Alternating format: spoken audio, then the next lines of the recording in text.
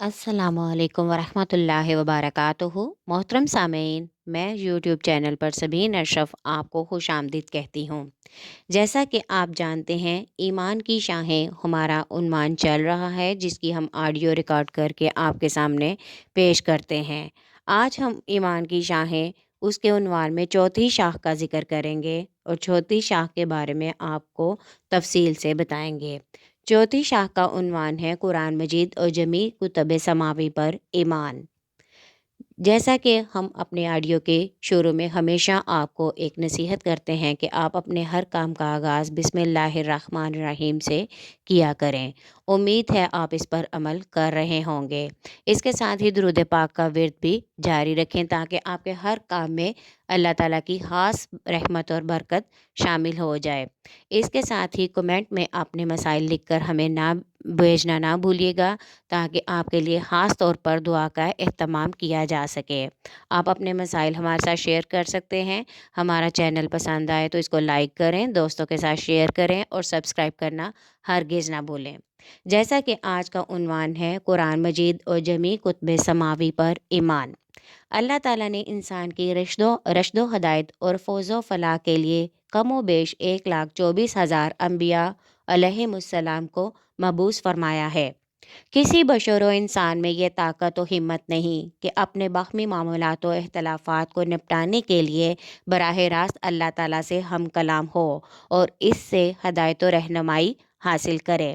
चुनांचे इसीलिए उसने अपने मकबूल और मुकर्रब बंदों यानी अम्बिया अलैहिमुस्सलाम पर अपना नासिहाना कलाम कुतुब व सहाइफ की सूरत में नाजिल फरमाया ताकि महलूक अपने बाहमी मतनाज़ात व मुनाकशात से महफूज व ममून रह सके और ज़िंदगी गुजारने के सही और सुनहरी असूल व ज़वाबत से आगाह हो सके। अल्लाह ताला ने मुख्तलिफ़ औक़ात में अपने मुख्तलिफ़ अम्बिया अलैहिमुस्सलाम पर कुतुब व सहाइफ नाजिल फरमाए, जिनका कुरान मजीद में यूँ ज़िक्र आया। सूरतुल बकरा में है, शुरू में सब लोग एक ही दीन पर थे, फिर उनमें इख्तलाफात ने जन्म लिया। फिर अल्लाह ताला ने अम्बिया भेजे, खुशखबरी सुनाने वाले और डराने वाले, और उनके साथ किताब नाजिल फरमाई ताकि फ़ैसला कर दे लोगों के दरमियान जिन बातों में वो झगड़ते थे। यहाँ अल्लाह ताला ने किताब नाजिल करने की वजह बयान फरमाई ताकि इख्तलाफात उम्मत की सुलगती आग को हमेशा हमेशा के लिए बुझाया जा सके और भटकते हुओं को राह रास्त पर लाया जा सके। कुरान मजीद और जमी कुतुब समावी जिनकी तादाद 104 तक बयान की जाती है, उन पर ईमान लाने का मतलब ये है कि उन्हें मिन जानिबुल्लाह माना जाए, उन्हें उम्मत मुस्लिमा की हदायत का सरचश्मा माना जाए। उन किताबों में पैगाम हक था, लेकिन अफसोस के वक़्त गुजरने के साथ साथ इस्लाम के अलावा वो दीगर अदयान आलम के पैरोकारों ने अपने अम्बिया अलैहिमुस्सलाम की तालीम को यकसर भुला दिया, तहरीफ़ व तबद्दुल किया, जिसकी निशानदही कुरान मजीद ने भी फरमाई है। वो बदल देते हैं अल्लाह के कलाम को असली जगहों से, और उन्होंने इसका बड़ा हिस्सा भुला दिया है जिसके साथ उन्हें नसीहत की गई थी। तहरीफ दो तरह की होती है, तहरीफ लफ्ज़ी और तहरीफ मानवी। लफ्ज़ी तहरीफ तो ये है कि पूरी पूरी इबारात बदल दी जाएं, यानी अल्फाज को ही बदला जाए। और मानवी तहरीफ ये है कि अल्फाज कुछ हैं और उनका मायने व मफ़हूम कुछ और ही बयान किया जाए। यहूदियों ने दोनों तरह की तहरीफ अपनी आसमानी कुतब में की हैं। अब तक जितनी आसमानी कुतब नाजिल हुई हैं, उनमें सिर्फ एक ही किताब है जो तहरीफ लफ्ज़ी और मानवी दोनों से पाक है, क्योंकि यही वो किताब मुक़द्दस है जिसकी हिफाजत का ज़िम्मा बराह रास्त अल्लाह ताला ने लिया हुआ है, जबकि दीगर कुतब के साथ अल्लाह ताला का ये वादा हरगिज़ नहीं था। सूरतुल हिजर में है, इन्ना नहनु नज़्ज़लना ज़िक्रा व इन्ना लहू लहाफ़िज़ून। बेशक हमने ही इस ज़िक्र कुरान को उतारा है और यकीनन हम ही इसके मुहाफ़िज़ हैं। कुरान को नाजिल हुए 1400 साल गुजर गए हैं, लेकिन अभी तक दुश्मनाने इस्लाम की लाखों कोशिशों, ख्वाहिशों और नापाक साजिशों के बावजूद एक आयत में भी रद्दोबदल नहीं हो सका। आयत तो दूर की बात, अभी तक एक लफ्ज़ की कमी बेशी और ज़ेर ज़बर का फ़र्क नहीं आने पाया। यही वो आसमानी किताब है जिसने ये दावा किया हुआ है कि باطل اس کے قریب نہیں آ سکتا، نہ اس کے سامنے سے اور نہ اس کے پیچھے سے۔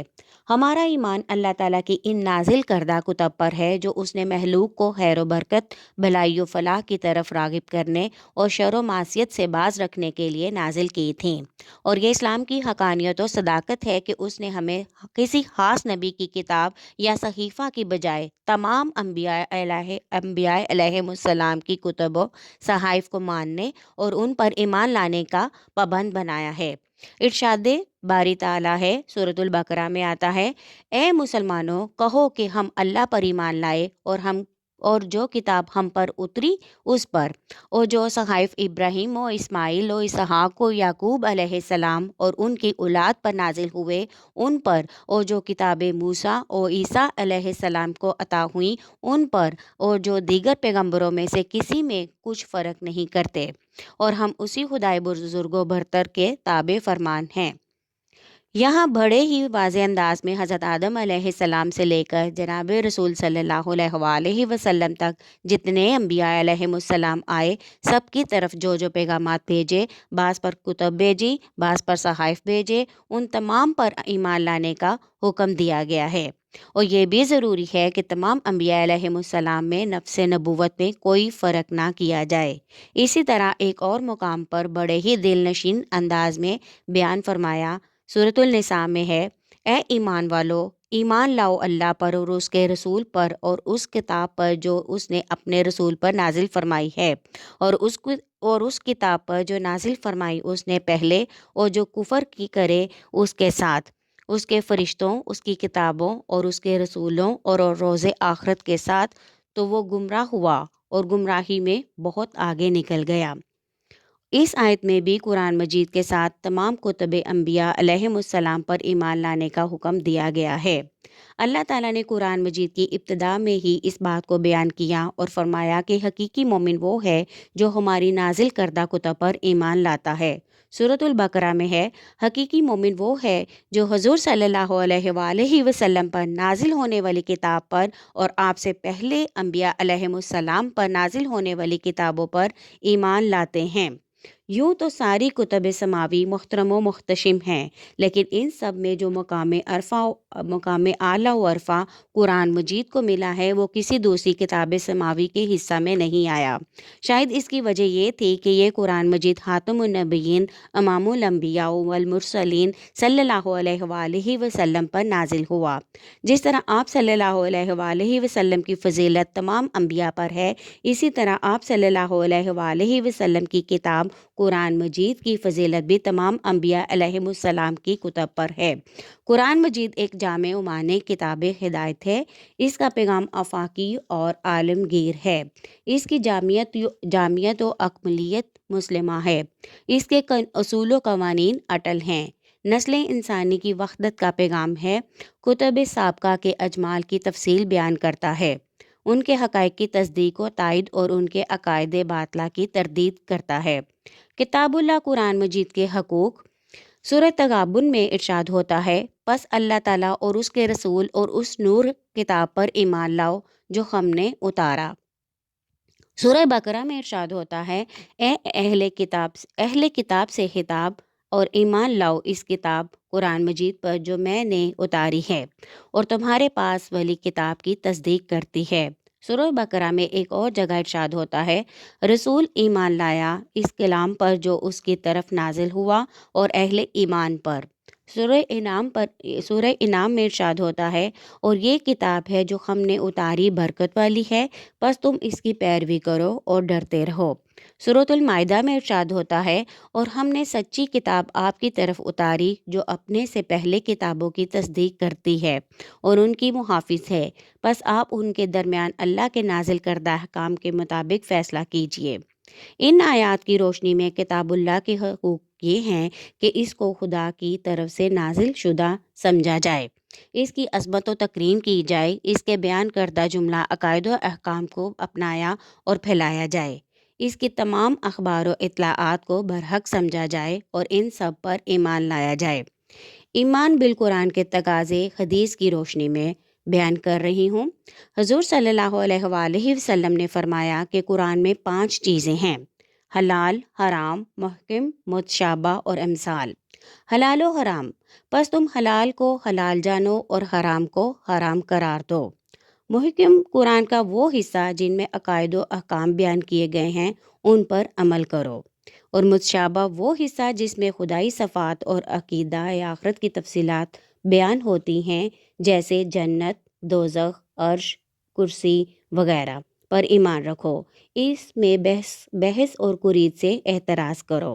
امثال، اقوام سابقہ کی تباہی کے واقعات سے عبرت حاصل کرو۔